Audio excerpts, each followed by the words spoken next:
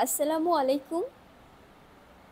জৈব যৌগের আরও একটা ক্লাসে তোমাদের সবাইকে স্বাগতম। আমরা আমাদের লাস্ট ক্লাসে দেখেছিলাম যে ক্যাটেনেশন পর্যন্ত। আজকে আমরা দেখব যে ক্যাটেনেশন সফলতার কারণটা কি। আসলে আমরা আগেই দেখেছিলাম যে কার্বনের ক্যাটেনেশনের যে ক্ষমতাটা আছে এটার কারণ কি, তড়িৎ ঋণাত্মকতার মান 2.5 এবং কার্বনের বন্ধনের শক্তি অনেক বেশি, যেটা 347 কিলোজুল মোল ইনভার্স 1। আরও দুইটা কারণ আছে এবং সবচেয়ে কার্যকরী যে কারণ সেটা কি, কার্বনের ক্ষুদ্র পারমাণবিক ব্যাসার্ধ কত কার্বনের, 0.077 ন্যানোমিটার, এবং এর দ্বিতীয় শক্তি স্তরে যোজ্যতা ইলেকট্রন। এই কারণেই আসলে কার্বন ক্যাটেনেশন ধর্মটা দেখাতে পারে। এখন দেখো আমরা দ্বিতীয় যেটা দেখব যে সমানুতা। যেসব জৈব যৌগের আণবিক সংকেত একই কিন্তু গাঠনিক সংকেত ভিন্ন, এদেরকে সমাণু বলা হয়। আর এই যে ঘটনা, এটাকে বলা হয় সমানুতা বা আইসোমেরিজম। এখানে দেখো এই যে C2H6O, এই আণবিক সংকেতের দুইটা সমাণু আছে। তার মানে কি, এই আণবিক সংকেত একই কিন্তু গাঠনিক সংকেত ভিন্ন, এরকম দুইটা জৈব যৌগ আছে। এখানে দেখো এই যে C2H6O, এটার একটা সমাণু হচ্ছে ইথাইল অ্যালকোহল বা ইথানল, আরেকটা কি ডাইমিথাইল ইথার বা মিথক্সি ইথেন। দেখো এখানে ও আছে, এটা দেখেই বুঝতে পারবো যে এটা ইথার। আর OH, এই মূলক দেখে এটা হচ্ছে হাইড্রোক্সিল মূলক, এটা থাকলে আমরা বুঝতে পারবো যে এটা আসলে অ্যালকোহল। তো এই যে এই জৈব যৌগটার এই দুইটা সমাণু। এখানে একটা MCQ আছে, আমরা দেখি যে কোন জৈব যৌগ প্রথম পরীক্ষাগারে প্রস্তুত করা হয়, কি ইউরিয়া। এই যে ইউরিয়াটিকে সর্বপ্রথম ফ্রেডারিক উইলার, এটা একটা অ্যাক্সিডেন্টের মাধ্যমে তিনি পরীক্ষাগারে প্রস্তুত করেন। এখন আমরা আসি পলিমারকরণে। পলিমারকরণ জিনিসটা আসলে কি, এটা হচ্ছে যে একই যৌগের ছোট ছোট ক্ষুদ্র ক্ষুদ্র বহু সংখ্যক অণু কি পরস্পর যুক্ত হয়ে যখন বৃহৎ অণু বিশিষ্ট জৈব যৌগ গঠন করে, এই বিক্রিয়াটাকেই বলা হয় আসলে পলিমারকরণ। আর এটা আসলে কারা দেখায়, অসম্পৃক্ত হাইড্রোকার্বন, যেমন ইথিলিন থেকে পলিথিন, অ্যাসিটিলিন থেকে বেনজিন। আর আমাদের যে মূল যৌগ যেটা থেকে আমরা পলিমার পাচ্ছি সেটাকে বলা হয় পলিমার, আর মূল যৌগটাকে বলা হয় মনোমার। যেমন ইথিলিন হচ্ছে মনোমার, পলিথিন হচ্ছে পলিমার, অ্যাসিটিলিন হচ্ছে মনোমার, বেনজিন হচ্ছে পলিমার। ইথিলিন থেকে পলিথিন হওয়ার বিক্রিয়াটা একটু দেখি। ইথিলিনকে যদি আমরা উচ্চ চাপে এবং 200 ডিগ্রি সেলসিয়াস তাপমাত্রায় উত্তপ্ত করি এবং প্রভাবক হিসেবে অক্সিজেন ব্যবহার করি, তখন কি পলিথিন উৎপন্ন হয়। এখন আমরা জৈব যৌগ এবং অজৈব যৌগের কিছু পার্থক্য দেখব। প্রথমে আসি সংযুক্তিতে, যে জৈব যৌগে কার্বন কি অবশ্যই থাকতে হবে এবং কার্বনের সাথে হাইড্রোজেন, অক্সিজেন, নাইট্রোজেন, হ্যালোজেন যৌগসমূহ, সালফার, ফসফরাস ইত্যাদি যুক্ত থাকবে। যেমন মিথানল, মিথাইল অ্যামিন, এগুলো কি সব জৈব যৌগ। আর অজৈব যৌগে কার্বন যে থাকতে হবে এমন কোনো কথা নেই, যে কোনো 2টা 3টা বা তারও বেশি মৌলের সমন্বয়ে আসলে অজৈব যৌগ গঠিত হয়। এখানে পানি আছে, H2O, তারপরে কি PCl3 আছে, এগুলো সব অজৈব যৌগ। আরও এক্সাম্পল দিতে পারি আমরা, সোডিয়াম ক্লোরাইড, তারপরে কি H2SO4 মানে সালফিউরিক অ্যাসিড, এগুলো সব কি অজৈব যৌগ। এখন আসি আমরা বন্ধন প্রকৃতিতে।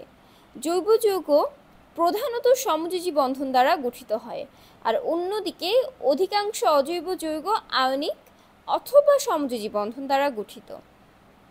এখানে দেখো মিথেনে কার্বনের সাথে 4টা হাইড্রোজেন সমযোজী বন্ধনের মাধ্যমে যুক্ত হয়েছে। আর অন্যদিকে এই যে সোডিয়াম ক্লোরাইড, এটা আয়নিক বন্ধনের ফলে। আর এই যে হাইড্রোজেন ক্লোরাইড, এটা কি বা হাইড্রোক্লোরিক অ্যাসিড তোমার উৎপন্ন হয়েছে সমযোজী বন্ধনের মাধ্যমে। এখন আসি আমরা গলনাঙ্ক এবং স্ফুটনাঙ্কে।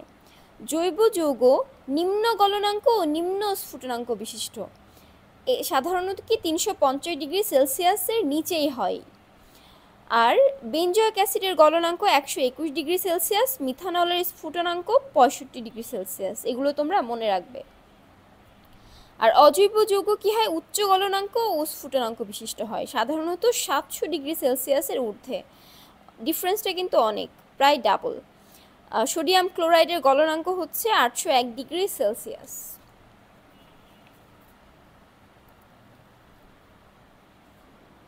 দ্রাব্যতা।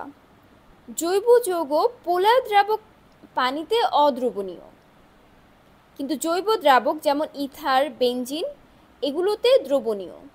অন্যদিকে দেখো, পোলার দ্রাবক যেমন পানিতে অজৈব যৌগ দ্রবণীয়, কিন্তু জৈব দ্রাবকে এরা আবার অদ্রবণীয়।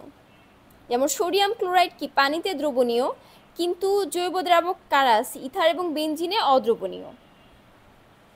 আর আমরা কি জানি, কেমিস্ট্রিতে যা ব্যতিক্রম তাই বেশি ইম্পর্টেন্ট। এখানে দেখো একটা ব্যতিক্রম আছে, হাইড্রোক্সিল মূলকযুক্ত যৌগ, চিনি, অ্যালকোহল এরা কিন্তু আবার পানিতে দ্রবণীয়। তোমরা এটা মনে রাখবে, এটা ইম্পর্টেন্ট। জ্বলন বা দহন। জৈব যৌগের দহনের পর কোনো অবশেষ থাকে না, আর অজৈব যৌগে সাধারণত জ্বলে না, আর যদি জ্বলে তখন কি অবশ্যই অবশেষ থাকে। তড়িৎ পরিবাহিতা। দেখো, বিশুদ্ধ জৈব যৌগ তড়িৎ অপরিবাহী। এরা কি গলিত অবস্থায় বা দ্রবণে আয়নিত হয় না, আর আয়নিত না হলে কি তড়িৎ বিশ্লেষণ তো অবশ্যই হবে না, এটা আমরা জানি। আর অজৈব যৌগ এরা কি গলিত অবস্থায় দ্রবণে তড়িৎ বিশ্লেষিত হয়ে এটা তড়িৎ বিশ্লেষিত হয় এবং কি এরা তড়িৎ পরিবহন করে। যেমন ধরো সোডিয়াম ক্লোরাইড আছে, এরা গলিত অবস্থায় ক্যাথোডে সোডিয়াম এবং অ্যানোডে ক্লোরিন গ্যাস উৎপন্ন করে। যৌগের সংখ্যা আমরা আগেই দেখেছি যে কার্বনের যৌগের সংখ্যা অনেক বেশি, এটার কারণ হচ্ছে ক্যাটেনেশন, সমানুতা, তারপরে হচ্ছে পলিমারকরণ। আর অজৈব যৌগের সংখ্যা অনেক কম, 1 লক্ষেরও কম। আর এদিকে কার্বনের যৌগের তোমার হচ্ছে জৈব যৌগের সংখ্যা 80 লক্ষেরও বেশি। সমগোত্রীয় শ্রেণী। জৈব যৌগসমূহকে কয়েকটি সমধর্মী সমগোত্রীয় শ্রেণীতে বিন্যস্ত করা যায়, কিন্তু এই অজৈব যৌগকে এরকম সমগোত্রীয় শ্রেণীতে বিভক্ত করার কোনো সুযোগ নেই। আর বিক্রিয়ার কৌশল। জৈব যৌগের বিক্রিয়ার কৌশল আসলে অনেক জটিল এবং মন্থর, আর অজৈব যৌগের বিক্রিয়ার কৌশল আয়নিক প্রকৃতির এবং দ্রুত গতিতে সম্পন্ন হয়। দেখো, আস্তে আস্তে আমরা জৈব যৌগের মূল যে পড়াশোনা তার মধ্যে চলে আসছি। আজকে আমরা দেখব জৈব যৌগের শ্রেণী বিভাগ। এই যে এখানে যে কথাবার্তা সমূহ আছে এগুলো আমরা অলরেডি দেখে এসেছি, আর রিপিট করব না। শুধু আমরা প্রথমে দেখব যে কার্বন শিকলের কাঠামোর উপর ভিত্তি করে জৈব যৌগসমূহকে দুইটা ভাগে ভাগ করা হচ্ছে। এটা কিন্তু কি শিকলের কাঠামো, একটা হচ্ছে মুক্ত শিকল বা ওপেন চেইন, আর একটা হচ্ছে বদ্ধ শিকল বা ক্লোজড চেইন। মুক্ত শিকল জৈব যৌগ কি দেখেই বুঝতে পারছি আমরা। এই যে দেখো এক্সাম্পল দেওয়া আছে, কার্বন শিকলের দ্রুপান্ত পরস্পরের সাথে যুক্ত হবে না, যে দুইটা প্রান্ত আছে এটা কি খোলা থাকবে। এই যে দেখো, কার্বনের একটা প্রান্ত কিন্তু কার্বনের আরেকটা প্রান্তের সাথে যুক্ত না, ওপেন। প্রোপেন, এখানে দেখো বিউটেন, এরা হচ্ছে মুক্ত শিকল জৈব যৌগ। এই মুক্ত শিকল জৈব যৌগকে আবার সিগমা বন্ধন এবং পাই বন্ধনের উপস্থিতি অনুসারে দুইটা ভাগে ভাগ করা হয়েছে।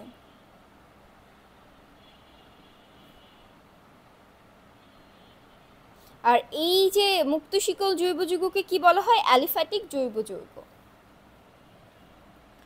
এখন দেখো সম্পৃক্ত জৈব যৌগ এবং অসম্পৃক্ত জৈব যৌগ। ওই যে আমরা দেখলাম যে সিগমা বন্ধন এবং পাই বন্ধনের ভিত্তিতে সম্পৃক্ত জৈব যৌগ আসলে কোনগুলো? কার্বন পরমাণুগুলো কেবল একক সিগমা বন্ধন দ্বারা যুক্ত থাকে, এদেরকে কি বলে? সম্পৃক্ত জৈব যৌগ। যেমন ইথেন, ইথানল, প্রোপেন, প্রোপানল। এখানে কি হচ্ছে দেখো, একক সিগমা বন্ধন দ্বারা যুক্ত যখন থাকবে তখন কি এটা সম্পৃক্ত জৈব যৌগ। ইথেন, ইথানল, প্রোপেন এগুলো হচ্ছে এক্সাম্পল।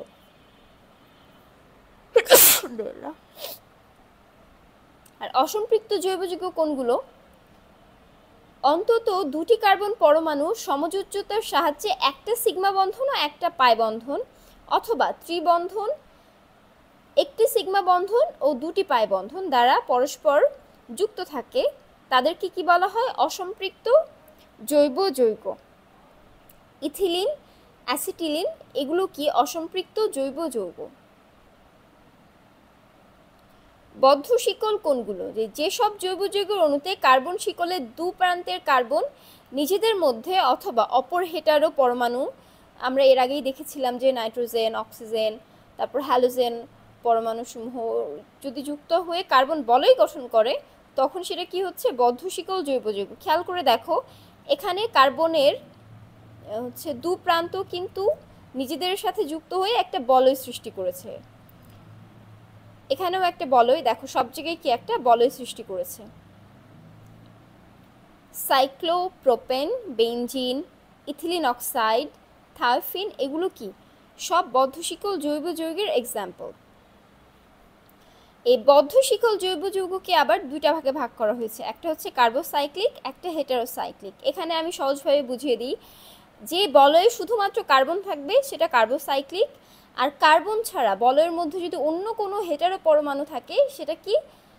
হেটারোসাইক্লিক। দেখো এখানে অক্সিজেন আছে, এখানে সালফার আছে, এগুলো হচ্ছে হেটারোসাইক্লিক, আর এই যে এই দুইটা হচ্ছে কার্বোসাইক্লিক। সহজভাবে বুঝিয়ে দিলাম, ডিটেলসলি আর বললাম না, তোমরা এটা পড়লেই বুঝতে পারবে। এখন দেখো অ্যালিসাইক্লিক ও অ্যারোমেটিক এই দুইটা উপশ্রেণীতে আবার বিভক্ত করা হচ্ছে এই কার্বোসাইক্লিকগুলোকে। যেসব জৈব যৌগ গঠনের দিক থেকে সাইক্লিক বা বলয়াকার কিন্তু ধর্মের দিক থেকে অ্যালিফ্যাটিক, তাদেরকে কি বলা হয়? অ্যালিসাইক্লিক যৌগ। অ্যালিফ্যাটিক থেকে অ্যালি নেওয়া হয়েছে, আর এই যে সাইক্লিক থেকে নেওয়া হচ্ছে কি তোমার বদ্ধ শিকল থেকে নেওয়া হচ্ছে তোমার cyclic, alicyclic. Cyclopropane, cyclobutane, cyclohexane এগুলো হচ্ছে সব অ্যালিসাইক্লিক যৌগ। অ্যারোমেটিক যৌগ কোনগুলো? বেনজিন, বেনজিন জাতক, এক বা একাধিক বেনজিন বলয়যুক্ত যৌগ ও বেনজিনের ধর্ম সদৃশ যৌগকে অ্যারোমেটিক যৌগ বলা হয়। বেনজিন, ফেনল, ন্যাপথালিন এগুলো হচ্ছে সব অ্যারোমেটিক যৌগ।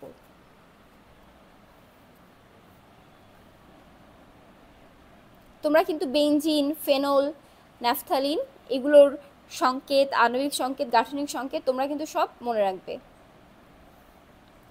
হেটারোসাইক্লিক যৌগ বা বিষম চাক্রিক যৌগটা আমরা একটু দেখি, যেসব বৃত্তাকার যৌগের বলয়ে কার্বন পরমাণু সহ অপর হেটারো পরমাণু থাকে, যেটা তোমাদের আগেই বললাম, তাদেরকে কি বলা হয়? হেটারোসাইক্লিক।